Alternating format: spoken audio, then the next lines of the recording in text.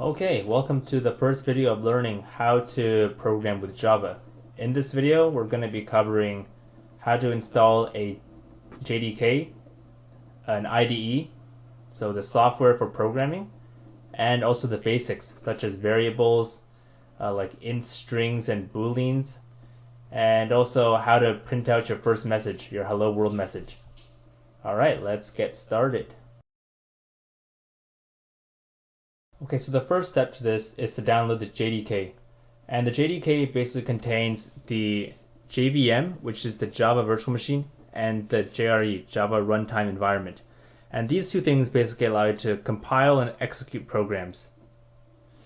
So click on the link in the description and scroll down, and you should see all these download links here.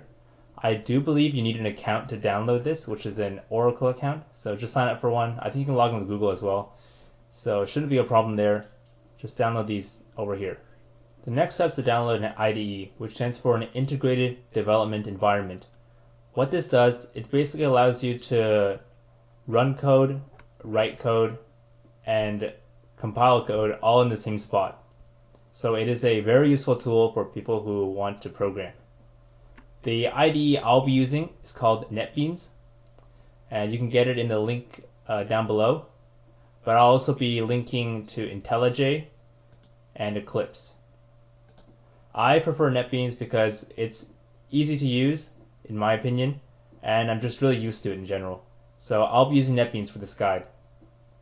If you want to download NetBeans, then just click on the green button here and choose from the list under installers. You don't need any of this up here. You need to download the installers here. Okay, so once you've installed both the JDK and the IDE, open up the NetBeans or whatever IDE that you're using, and you should have a screen that is something like this. So if you're on NetBeans, I've just installed a dark theme plugin because it's what I'm used to. I'll link that in the description below if you guys want to download that as well. And to create a project in NetBeans, all you do is click on this little orange kind of yellow square here and select Java with Ant. We're going to ignore Maven and Gradle for now and everything else here. We're going to focus on Ant and select Java application. Make sure you have these two selected, like kind of blued, highlighted kind of thing. Click Next and give your project a name.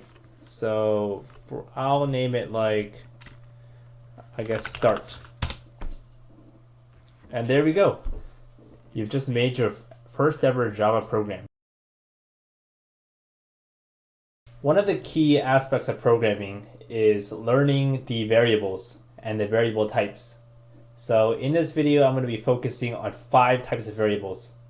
These are kind of like the big ones, the ones that you would use every day. Or in my case, I use it every day. I don't know about you guys. So first, we have integer.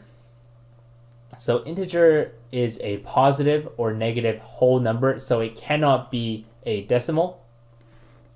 Pretty straightforward there. So 1, 2, 3, 4, 5, or whatever you want is an integer. And negative 1, negative 2, negative 3, negative 4, negative 5 is also an integer, right? So it can be any size you want. So this can even be like negative, I don't know, whatever this number is. Next we have string. String is basically text. So any text at all, it can be any length. So even this right here, this one letter thing is considered a string. If I put 2 little quotation marks here, that signals that this is a string. And this variable, again, pretty straightforward. All of these are pretty straightforward, actually. A double is a decimal. So it can be positive or negative. So like 1.1, 1.2, 1.3, negative 1, negative 1.1, negative 1.2, negative 1.3. This one is a little bit more complicated. Booleans. So booleans are like ones or zeros. So it can either be true or false, like a true or false question. So I know this is a little bit complicated right now, and you might be thinking like, oh, what's the point of having true or false just like that? I promise you, it'll make a lot more sense once we get to if statements, which should be probably next video, I think. Next, we have characters. or chars is what we call them in programming. So basically these are again just one letter, so A, B, or C. It can be capital as well, doesn't really matter. And you tell the computer that this is a character by using a I think this is called an apostrophe, yeah. So you just surround your character with apostrophes. Going back to our IDE and opening up the project that we made from earlier, you'll notice a couple of things. So first, you'll notice package, which is just where this code is stored, the class, and the main method down here, the main method. So I don't want to get into what is a class for now because it is a little bit complicated and kind of lengthy, and I don't want that to like really scare anybody here. So we'll come back to that like once we really improve our programming knowledge. But for now, just remember to put your main method inside of the class here. So notice how one curly brace is open and one of them is closed. So here's what we're going to focus on for now, the main method. So what the main method does, it basically lets the IDE know that this is where the code that I want to run, if that makes any sense. So when the IDE is looking at all your code and running it, it'll run whatever's inside of this function here. And again, we can tell that our code is inside if we hover over this, see curly braces, there's one that's open and there's one that's closed. And whatever is within this here will be ran by the IDE. So let's start programming now. So without a doubt, I would say the first line of code to learn how to write is how to print something out into the command line, the console. So to print something out in Java, we type system dot out dot print print line if you want. That means new line. So as I write this, a couple of things I want to point out here. So you need to have these parentheses here because that basically tells the command here like what to print out. So I have nothing in there for now. And I'll add something in there later on. And you'll notice a semicolon here as well. This basically tells the code or the IDE that like this line stops here. Like this is the end of the sentence. It acts kind of like a period when you're writing a paragraph. So without a semicolon there, it'd just be a run-on sentence.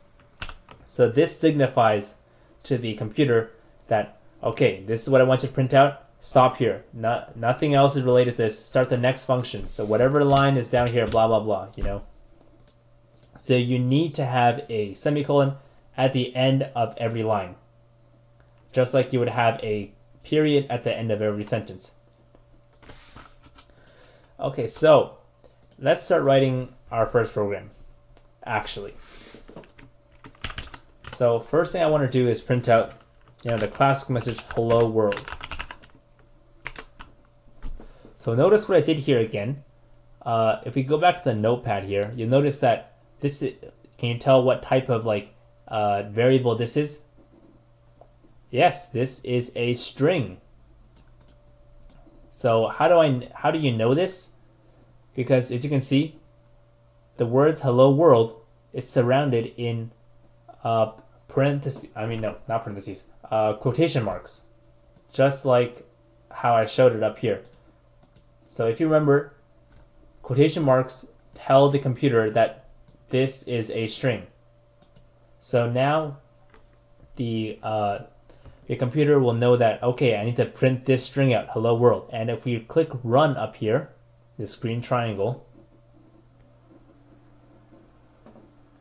we'll see down below that, yes, we have the words hello world right there. Okay, so let's start by creating some variables. So the first type of variable that we learned is an integer. So to create an integer in Java, you have to type int, int, and give it a name. So let's call this integer lucky number. So lucky number, let's say lucky number is equal to 7. So again, notice that I have a semicolon at the end of the line, and this equal sign here means that this here, this variable name, is equal to this number here. So what I've basically done is I've told the computer that whenever I reference a variable named lucky number, print out 7. And this is a integer. See, pretty straightforward. Makes a lot of sense. Well, to me at least. So now let's say we want to print out a lucky number. So let's change whatever's in here. Let's say my lucky number is, leave a space there, plus, you see plus here, it means type the next thing. So this is one string, and now I want to type in an integer, so I need to end the string here, and I need to add on a plus sign, add on a integer. And I will just type lucky number. Remember, capitals and lowercases matter in programming, so it has to have a capital here and a lowercase here. You can name this whatever you want. Actually, you can name this whatever you want. Let's name it A. Right, it'll just be easier. Plus A. So now, hopefully when we run, my lucky number is 7. And you can change this to whatever you want, like 10. Like, let's do like 100. My lucky number is 100. There we go. You've just created your first variable and printed out your first line of code. That is pretty amazing in this short amount of time. Okay, so let's get through a couple of other variables as well while we're at it here. So the next thing that we learned are strings. So I did show you a bit of what a string looks like over here, but let's say we don't want to put this here, right? Actually, we'll keep that in there. We'll say, so to create a string, you'd write string, capital S, and then type out string, you know. And then let's say I want to say my name, Bob. So once again, remember, the quotation marks are necessary to tell the compiler or IDE here that we are writing a string. So the parentheses, no, not the parentheses. The quotation marks are absolutely necessary for this. So instead of saying my lucky number is, why don't we say what Bob's lucky number is? So let's write name